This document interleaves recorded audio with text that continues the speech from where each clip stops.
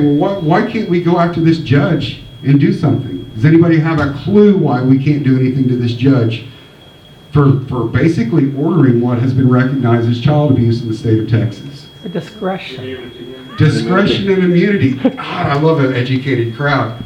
So if I'm a judge, I have what's called discretion. We have this thing called the U.S. Constitution. Anybody ever hear of it? All right. And so it's illegal for me to violate your rights and privileges as they're outlined in the Constitution and the Texas Constitution, all that stuff, right? And you know, there's been various interpretations, but I can't do it unless I'm a judge, because I have this thing called absolute immunity. And what does that mean? Anybody remember when cops could shoot people and then every guy even got put on desk duty, and when they investigated it, they were like, oh, it's a good shooting. They're like, but he shot him in the back 7 times, the guy didn't have a weapon.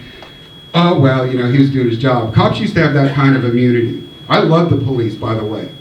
But it wasn't until cell phone cameras and body cams came out that they started seeing, oh, maybe we do have some dirty cops, which we all knew, because if anybody knows who Whitey Bulger is, we know anyway. So we've always had dirty people in every profession. But when you have the people investigate themselves, how well does that turn out? You know? We're going to investigate ours. Nothing to see here. Turn around. So they used to happen with the police forever until we got those videos coming out. The public got outraged and said, no, this is, you.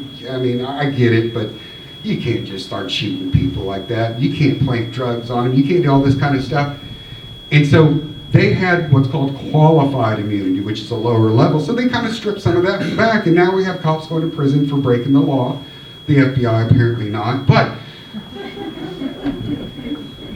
everybody in a courtroom has a type of immunity. Attorneys do. District attorneys can literally plant evidence, hide exculpatory evidence that would have gotten you off, send you to prison to die, put you on death row knowing that you were innocent. They can do that because they have qualified immunity.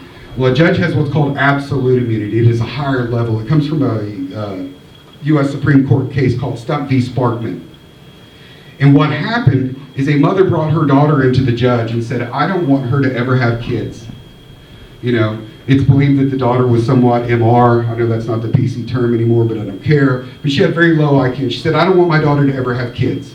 I want her sterilized. Judge said, rock on, let's go sterilize her. So they took the daughter to the hospital, told her she was getting some normal treatment, and they sterilized her. And when she got married and later in life and tried to have kids, they went to a specialist to find out why, and they're like, you've been sterilized. Your tubes are tied. You can't have babies. And she's like, what? And when she found out the story, she sued the judge and went all the way to the Supreme Court. And the Supreme Court said, yes. Was it illegal? Absolutely. Did it violate your constitutional rights? Absolutely. Is it disgusting and criminal and vile? Absolutely. But you know what, judges? They need to be able to do that to do their jobs. Sound like a cover your... Anyway.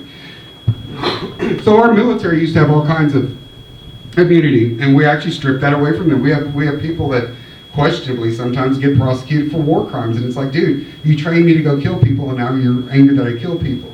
So we've gone through all these different areas and stripped immunity, but we've never done it for judges. And the difference is, if someone's on the battlefield, or a cop is kicking in a door, or they're on a SWAT team, it may be that long for you to make a decision, a life or death decision. Judges can take months to render rulings. So why does a judge need the ability to absolutely violate state, federal law, and constitutions? Why would they need that? Oh wait, who made that decision? Oh, other judges. What happens when you police yourself? Oh snap, I get confused sometimes. So this is what we have, but we have it in family court.